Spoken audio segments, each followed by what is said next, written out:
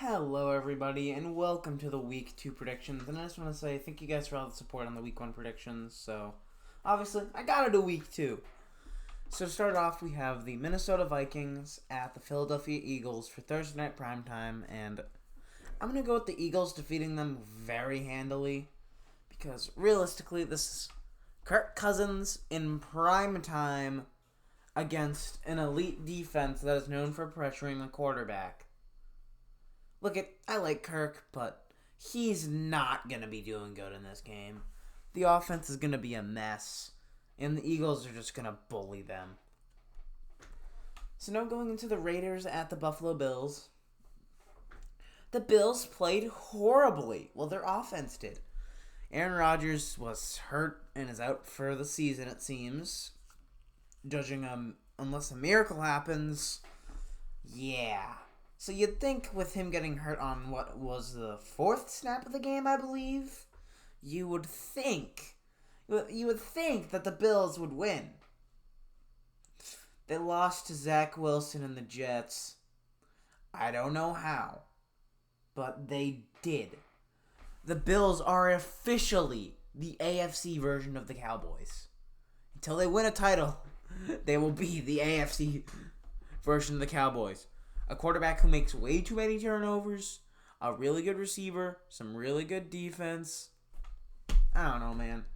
For the Raiders, yeah, you exist. The Bills are still going to beat the Raiders. I'm not going to act like the Bills are that bad, but good job, Vegas. I mean, you're first in the AFC West for now.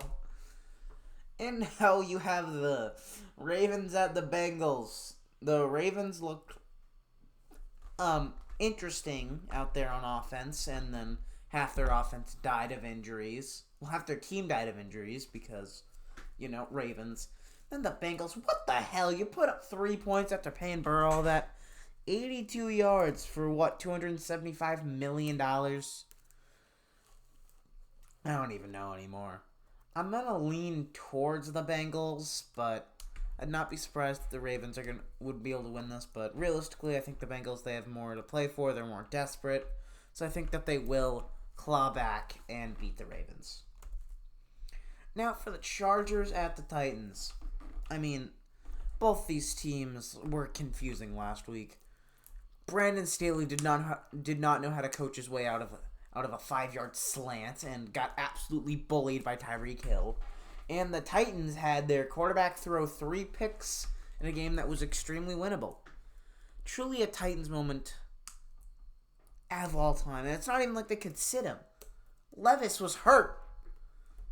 So Titans try and score a touchdown this time. But despite how horrible the run defense was for LA, I am going to have to say LA wins this. But Brandon Staley finds a way to fuck this game up, then it's going to be absolutely hilarious. But also, I'd not be surprised if J.C. Jackson got burnt to a crisp by D-Hop. Who would have thought when the person who's been famously known for molding great cornerbacks lets a cornerback leave, he might not be that good. Crazy thought, though. Just crazy. And then the Bears at the Bucks. The Bears looked complete shit. They looked like complete shit. Like, there's no way around it. They talked so much, and how they talked to make them think that they already won the game 40-0. You see, that's what we call foreshadowing. But my point is, the Bears got destroyed out there. And the Buccaneers beat a team that won 13 games last year, despite having Baker Mayfield at quarterback. So I'm going to actually have to go with the Bucs to go 2-0 this year to start off the year. And yeah, I don't know if Fields the guy. He's exciting to watch. He's got the good highlight plays, but I just don't know if he's consistently going to be able to win you games. And apparently Baker Mayfield can, maybe? Now we have the Colts at the Texans. The Texans went out there and they absolutely destroyed the Ravens. They didn't beat them. No, they just killed half their roster. And yeah, their offense looked horrible, and I'm gonna pick the Colts to win because Richardson actually showed a lot of promise. And please don't be hurt, Richardson. Don't RG3 him. Please. Overall, the Colts just look really exciting, and I hope that Richardson is good because quarterback who's not afraid to chuck it down deep, can run, and is just realistically a giant man who can stiff-arm people, is just beautiful. Look, I gave Josh Allen a lot of shit, but he's so exciting to watch, and I really hope Richardson's able to turn into someone like him. Now, the Seahawks at the Motor City Kitties, a.k.a. the Lions. Picking the Lions. Seattle, what the hell happened? The Lions win this. They're probably going to win this pretty handily after what happened last week with them being the reigning Super Bowl champions and the Seahawks losing to the goddamn Rams without Cooper Kupp. How? Seattle. I understand that, the Rams won a Super Bowl 2 years ago. But also, understand, they won, 6 games the year after? And they were out their best weapon? It was Matthew Stafford, Aaron Donald, and then Paku. I'm not going to even try and pronounce whatever the hell the receiver's name was. But he went off. You got absolutely bullied by a guy I don't know how to pronounce in Tutu Atwell. Just pathetic. And the Chiefs at the Jaguars. Chris Jones is back to a 1-year deal. What the hell? I don't know what Chris Jones did. They didn't even waive the fines. I don't get what he was cooking. But all that aside, yeah. Also, now you're back against the Jaguars. The Jaguars did win, and they showed a lot of promise, but it seems like Kelsey's going to play, and I'm not going to realistically pick the Chiefs to lose 2 games in a row. I took them to lose to one cat team, and I'm sorry, Jags, you're just not going to be able to pull it off, but I think it will be really close. And then the Packers at the Falcons. Falcons start Heineke. I don't think Ritter can play football, if I'm being completely honest. That's exactly why I'm going to take the Packers to win this. They beat up on a poverty franchise, and I think the Falcons are going to do a lot better. They're not going to let Jordan Love throw the ball as much. They're going to have a lot more of a competent defense, but Ritter just can't throw. It's going to be difficult to beat a team that has a pulse and is not starting a rookie quarterback who's 5'5", who basically could pass as a second grader if he really wanted to, considering his height. So, just start Heineke and use Kyle Pitts and Drake London. Maybe. Rest in peace to everyone who drafted them in fantasy. You're a fucking idiot. And now we have the New Jersey Giants against the Cardinals. The Giants will not be called New York Giants until they score a goddamn point. They went on. It was in New Jersey, and they got blown out 40-0. Shutout, blown out, whatever you want to say. But they're still going to win because it's the fucking Cardinals. Right? Do I really have to explain anymore? It's the Cardinals. They are in purgatory. I don't know what's happening with that. They're tanking. I don't know if they're tanking for Williams, if they're tanking to trade it. Marvin Harrison Jr. I don't know anymore. Just good job, Cardinals. Then you have the Niners at the Rams.